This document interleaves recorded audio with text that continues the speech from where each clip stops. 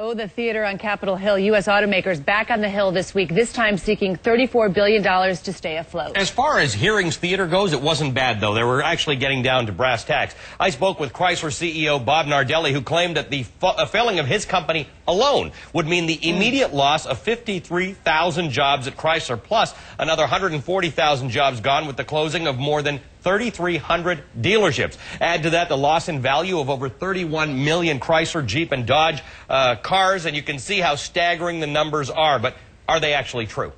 That's reality, Allie. That is reality. Those are all auditable numbers. Those are numbers that represent some industry experts that we have retained to give us the guidance and to make sure we responded. That was a specific question that Congress asked us to respond to.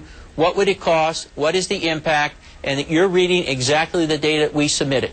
All right, let's go back to the testimony. We heard testimony from an official from the GAO, the Government Accounting Office, who said, and these are quotes, in this case, you know, Chrysler is owned by a private equity firm, so you don't have the normal disclosures that you do for the other two companies, end quote. Now, Americans are concerned about how public companies like Ford and General Motors are going to spend taxpayer finance loans. How do you suppose they feel about a company that is ultimately shrouded in secrecy? Well, let me bring clarity to that. First of all, we submitted a 120-page document. Both the House and Congress agreed to make sure that those were reviewed in confidentiality. But the other thing that was suggested today, and we totally support, is to provide an oversight, to provide transparency. The Government Accounting Group asked if they could have access. They didn't have jurisdiction to demand. We openly and willingly said, come on in. We'll show you our numbers. We'll be happy to do a monthly report. Yeah. We do that with our investors today, Ali. So we have no problem in providing transparency and accountability to those people if they're willing to give us the funds to allow us to furnish. All right, let me ask you this then. Much has been made, obviously, about the jet situation and about you and the other two heads of U.S.-based automakers agreeing to take just $1 in salary. Now, it was widely reported that you actually agreed to take an annual salary of $1 when you were first hired to run Chrysler about a year ago. I understand you took no bonus in 2008. You won't get one in 2009. You've got no stock options or restricted stock. You don't even get health care or insurance benefits. Am I correct to assume that you have made exactly $2 since starting at Chrysler? Well, Ali, that's right. I mean, I've agreed because I am committed to this. I've agreed no salary. I don't have any health care. I don't have any life insurance. And there's nothing else other than the buck. You got $1 at the end of 2007. There's nothing else? That's it. That's it. But look, my reason for being here, when they asked me, was to try and help Chrysler return to profitability. I am totally invested, Al, in making that work. All right, we're joined again by Jim Ellis, Peter Schiff, and Lakshman Achuthan to continue our conversation. Obviously, Bob Nardelli making his case for the bailout, for a loan to the auto industry. Jim, let's start with you. What's your view on where this is? In a word, yes or no?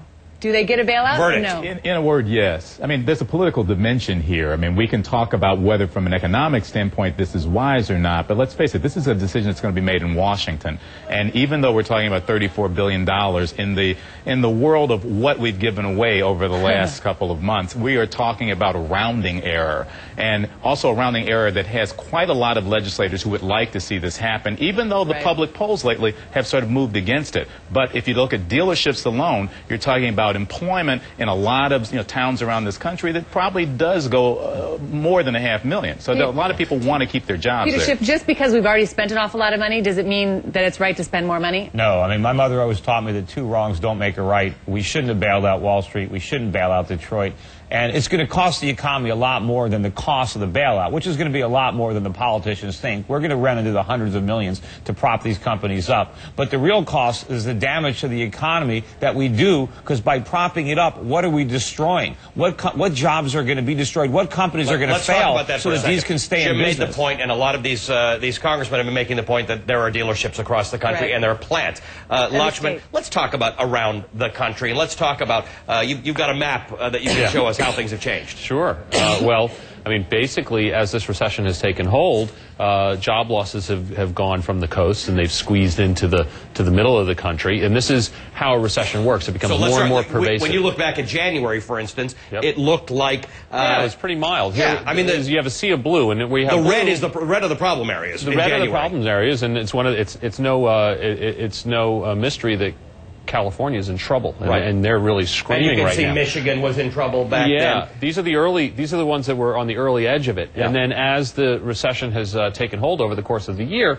you've seen job losses just really cover the map. Let's advance that to October. And so you see they're squeezing in. I think we're having a little bit of a delayed holdout in the middle of the country from the commodity bubble, both farm prices and oil prices. But basically, the recession has fully gripped this country, and you're seeing that in the latest data. There is a very pervasive job loss. It's regional and it's industry-wide.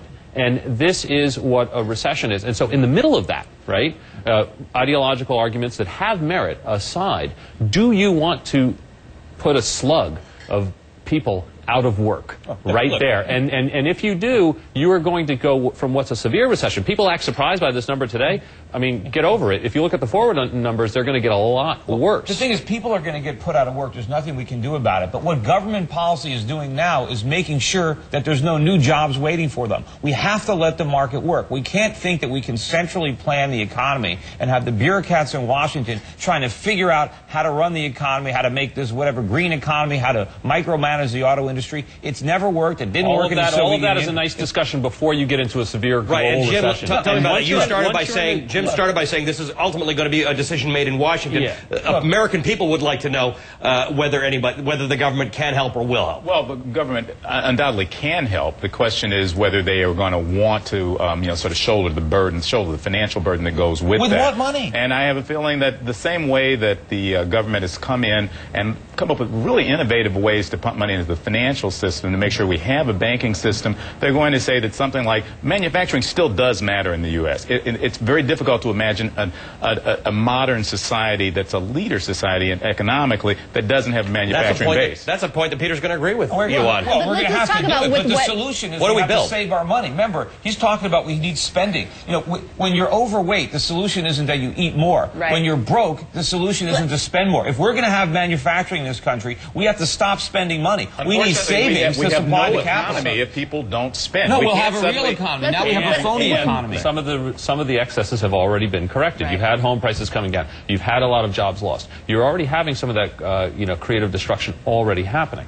Yeah. Remember, spending is not an economy. We got to leave it there, guys. But listen, Peter brings up a very good question that I think we've got to get to, and that is, where do you get the money? We borrow the money. We don't have the money, and that is a very good point, and that's part of this whole equation. Do we have a webcast that goes on during the commercial break? How do we pay it back? We should. If we had an imaginary webcast that went on during the commercial break, all right, you could have you guys all have questions. We have answers and a lot more questions. How to keep your